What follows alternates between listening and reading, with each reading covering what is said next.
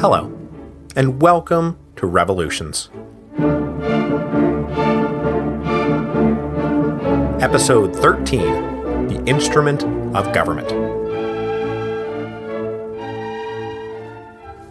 Last time, we saw two consecutive legislative bodies, the Rump Parliament and the Nominated Assembly, abruptly dissolved by men with guns.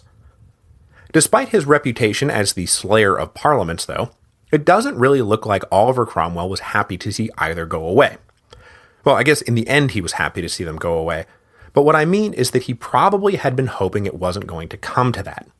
But then it did, twice in a row. So the entire political system has once again crawled up onto the back of Oliver Cromwell. Luckily, John Lambert was right there with the instrument of government ready to go.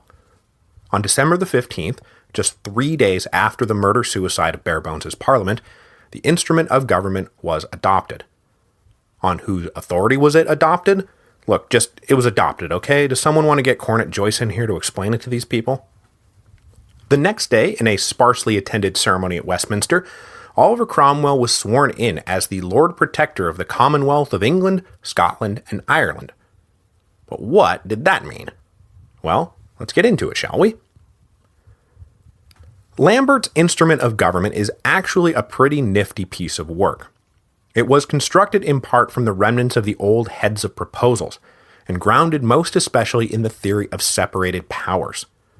Lambert had observed that any unchecked political power, whether in the form of a despotic king or a despotic legislature, had the tendency to become, well, despotic. This was one of the reasons both the Rump and the Nominated Assembly had become so onerous to so many people. But the other thing he observed was that a big legislature is basically incapable of efficient and timely governance. It's a too many cooks spoil the broth kind of thing. So the instrument of government divvied up legislative and executive power between three interlocking, mostly co-equal branches of government: a big legislative parliament, a small executive council, and a Lord Protector who straddled them both while being simultaneously limited by both. On the legislative side, the instrument thoroughly reorganized Parliament. It would now have 400 members representing England and Wales, and another 30 each for Scotland and Ireland. New elections had to be held within 3 years of the closing of the last session, and each new Parliament was guaranteed a minimum life of 5 months. The property requirement for suffrage was jacked up to £200 annually, and the district lines were radically redrawn to eliminate all the rotten boroughs floating around out there, and bring some semblance of rationality to the electoral process. Catholics were of course disbarred both from voting and serving in Parliament, as were ex-royalists who hadn't been granted specific exemptions, which Lambert hoped would solve the problem of the first Parliament potentially voting to restore the monarchy. On the executive side, the council was to be composed of between 13 and 20 members who would serve for life. Lambert devised an elaborate system of choosing new councillors, with Parliament nominating 6 candidates, the sitting council narrowing the list down to 2, and then the Lord Protector selecting the winner. Once a councillor was in, though, they could not simply be dismissed by the Lord Protector at will, as a king could eject someone from his Privy Council. It required a fairly cumbersome impeachment process to get rid of an objectionable councillor. And when you consider that the council was to have control of the armed forces when Parliament wasn't in session, and they were to be the ones who selected a new Lord Protector if the old one died, it's pretty clear that the independent power lodged in the council was one of the major political innovations of the instrument of government. The office of Lord Protector, meanwhile, was designed to be a king in all but name, but not the kind of king King Charles I had aimed to be, more like the kind of king that Parliament had tried to make him, a sovereign whose power would only be wielded within a tightly constructed box. The Lord Protector, for example, was given a veto power, but it was far from absolute. Basically, the Lord Protector could refuse to sign a bill, but if, after 20 days of inaction, Parliament took a second vote and the bill again passed, then that was it. It was a law. And there was no 2/3 requirement, just another majority vote. On the other side of the equation, the Lord Protector was the head of the Executive Council, But if Parliament was in session, and for example a question of military deployment came up, the Lord Protector was bound by the majority vote of his council, even if he disagreed with it. Now, the office wasn't just some empty figurehead, and it drew enormous influence by being able to serve both a legislative and executive function. But the Lord Protector is not an absolute dictator. The office does, however, lend its name to this particular period in British political history. We call it the Protectorate. The first Protectorate Parliament was to convene on September the 3rd, 1654, the auspicious anniversary of Cromwell's triumphs at Dunbar and Worcester. In the meantime, he would rule with his selected council temporarily, but then allow the new Parliament to ratify their decisions to give it all a nice veneer of legitimacy. So that takes care of England, but what about the other 2/3 of the Lord Protector's domains, Scotland and Ireland? We left Ireland when Cromwell sailed away back in April 1650, and then left Scotland when Cromwell chased after Charles II in August 1651. So where do these two now conquered lands stand in the Protectorate? To take Scotland first, after the defeat of Charles II at Worcester, the Rump had intended to simply annex the country, but like most everything else, they never got around to it. Some steps had been taken to align the country with England in preparation, though. The old feudal hierarchies were abandoned and replaced by a system where the Scots essentially governed themselves locally, but were answerable to English commissioners and judges. This was not so bad considering the alternatives, and the only really controversial bit was that the English imposed religious toleration. The hardcore Scottish Presbyterians were of course righteously ticked off, but most everyone else decided they could live with it, especially if it meant ending the military occupation faster. Scottish commissioners were then invited down to haggle over the coming political union, but the expulsion of the Rump put everything on hold. Barebones' Parliament picked up the baton where the Rump had dropped it, along with every other baton the Rump dropped, but their negotiations with the Scots hit a snag when a royalist insurgency suddenly broke out in Scotland. See, after he landed in France, Charles II had appointed the Earl of Glencairn to pick up the royalist standard in the north and try to carry on the fight. As with the Marquis of Montrose's various adventures, Glencairn found support mostly in the Highlands, but by September 1653, he started making headway in the lowlands too. The commander of English forces in Scotland was Robert Lilburne, brother of freeborn John, and in an attempt to nip the uprising in the bud, he probably came down too hard on the Scots and wound up inadvertently provoking further unrest.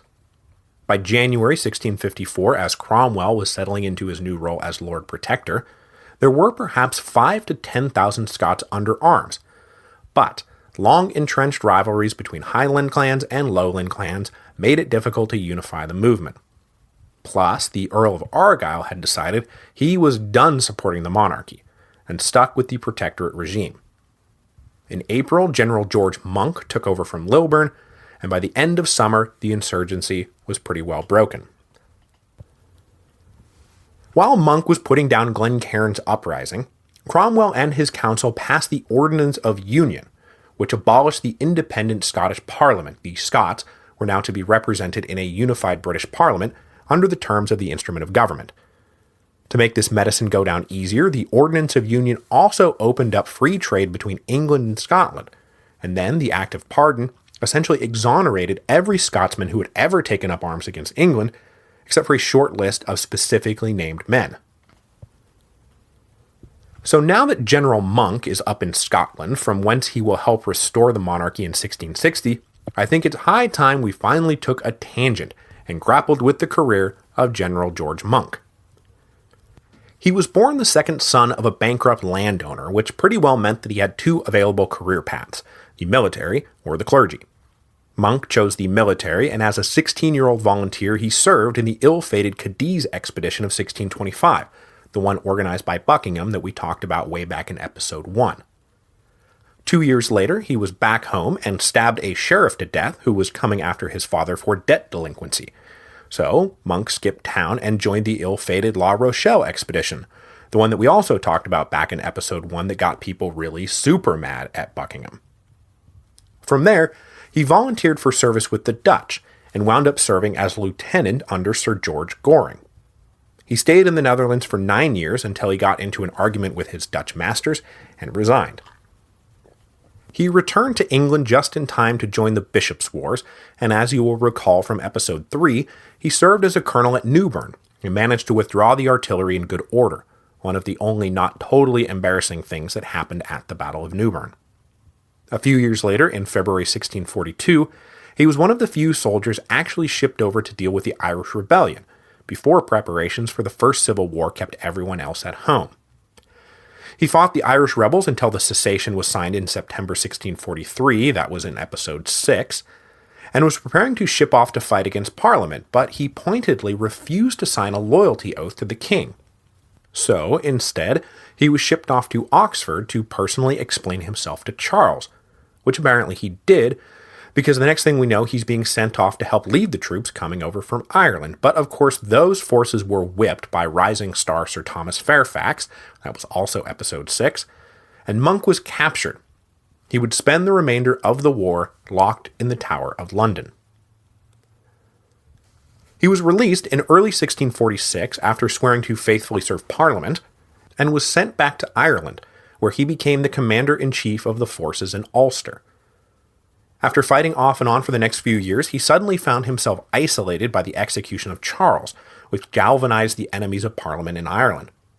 He was forced to negotiate an unpopular truce with the Irish Catholics, and then, a few months later, was forced to abandon his position altogether and sail back to England, after most of his men deserted to the royal banner. This would have been right around episode 10.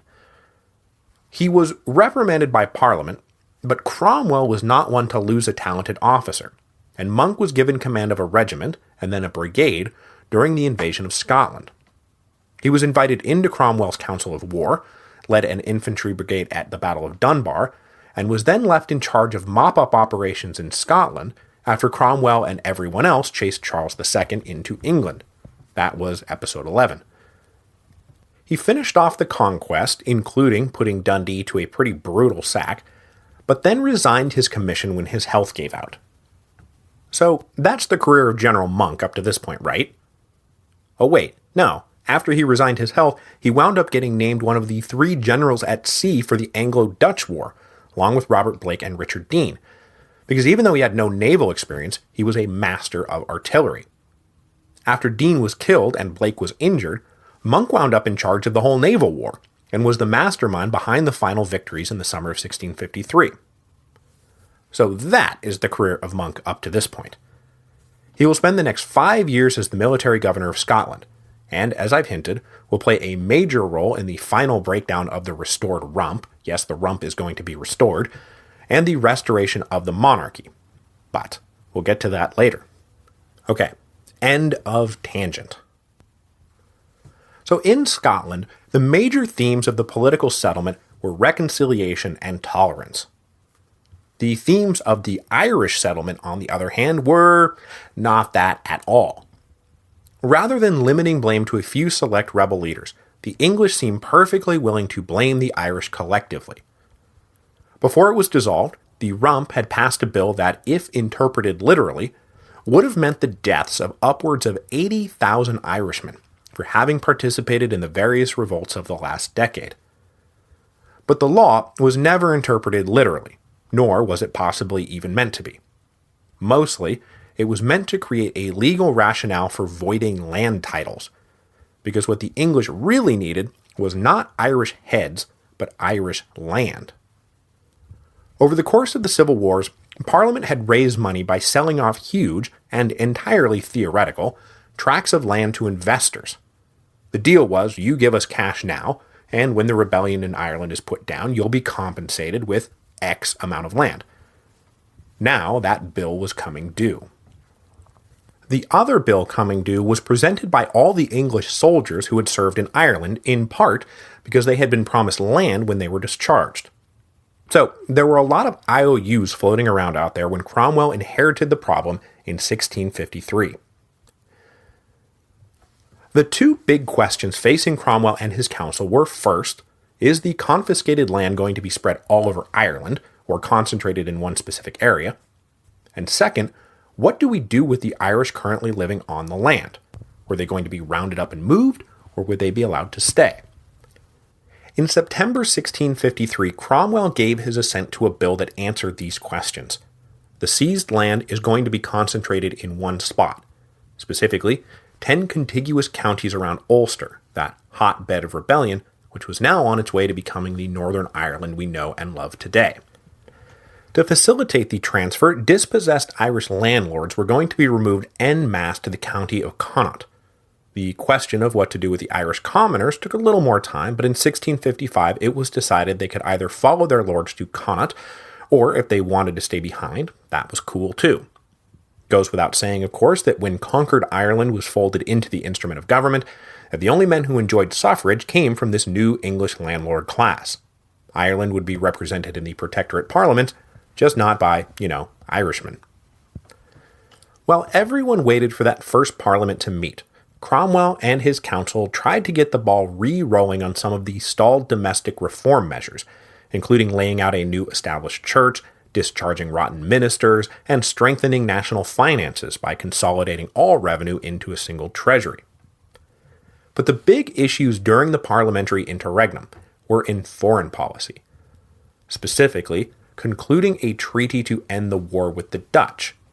But more broadly, Cromwell had developed a vision for a tight union of Protestant nations, and he wanted to use the treaty negotiations with the Dutch as a springboard for that larger goal.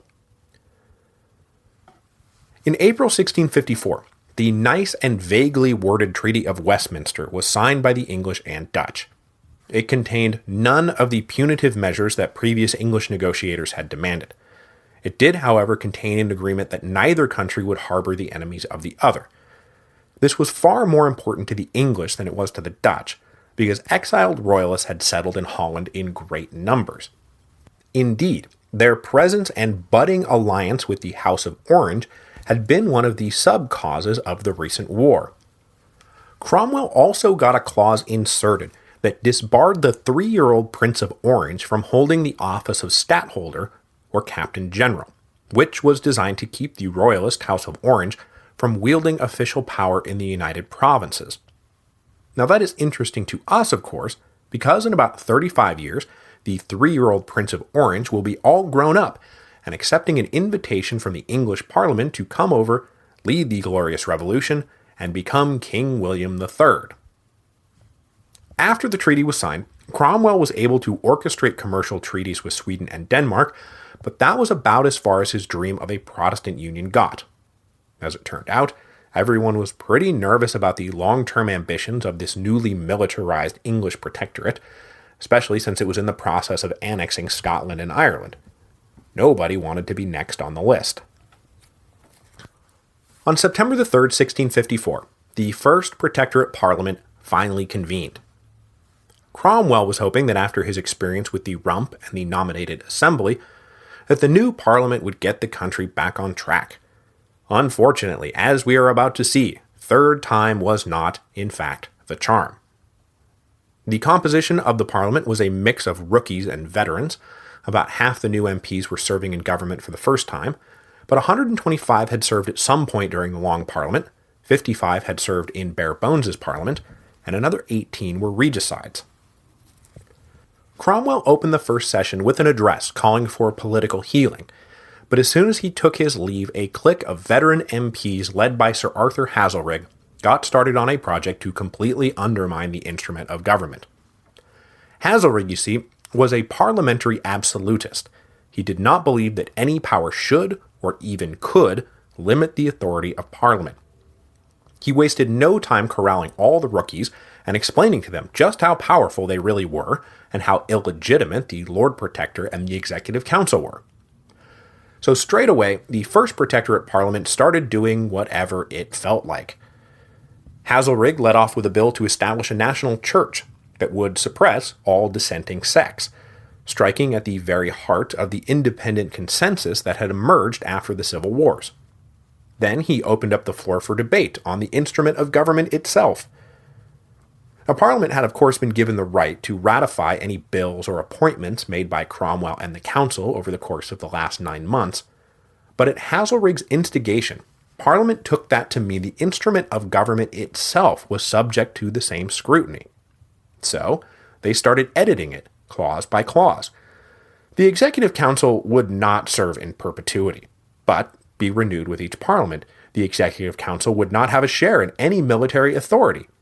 Basically, they started crossing out anything that made the Executive Council a co-equal of Parliament. Just 9 days after he had implored them to act in the name of political healing, Cromwell had to come down to Westminster and lay down the law. He told them that, yes, it is your right to argue about practically anything you feel like arguing about, but there are going to be a few things that are officially beyond your jurisdiction. First, power is going to be split between the Lord Protector, his Executive Council, and Parliament. No one is above any of the others. Got it? Second, you can never vote to extend Parliament in perpetuity. Third, liberty of religious conscience is going to be a thing, so get over it. Fourth, joint military control is also going to be a thing, so get over that too. Cromwell then presented them with a declaration summing up these principles that everyone had to sign. Hazelrig, of course, refused to put his name on it, and was forced to withdraw from Parliament, which for Cromwell was just as good as getting him to sign the declaration at all. 2 weeks later, though, one of the constitutional issues that was still open for debate, how a new Lord Protector was going to be chosen, was suddenly thrust to the forefront. While riding home one day, Cromwell decided, just for kicks, to take the reins of his carriage. But one of the horses went a little crazy, and the whole carriage pitched over and crashed. Now, the crash itself was not the problem. The problem was that Cromwell had a loaded pistol in his pocket at the time, and the impact set it off. The Lord Protector miraculously emerged in one piece, but the near miss reminded Parliament that the question of succession, at this point, could only be answered by the Council, and that really wouldn't do. By January 1655, it was becoming clear to Cromwell that Parliament was not in fact interested in honoring the power-sharing framework of the instrument of government, so much as undermining it completely by gathering up all power for themselves. Confirming Cromwell's suspicions, Parliament put together a series of amendments to the instrument that, among other things, gave Parliament, not the Lord Protector, the final say in who would serve on the Council, gave Parliament, not the Council, the right to select the new Lord Protector, and that signed declaration or no signed declaration, they weren't going to share military authority with anyone. Then they made the fateful decision to present Cromwell with the amendments as one package bill. He could accept it or veto it, but he couldn't say yes to some parts while rejecting others. It was all or nothing. This was the last straw for the Lord Protector. Clearly, Parliament just didn't get it. But he had a problem. According to the instrument of government, which he was defending so vocally, a Parliament must sit for at least 5 months before it could be disbanded.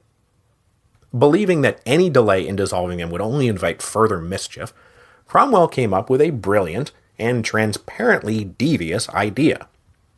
The instrument said 5 months, right?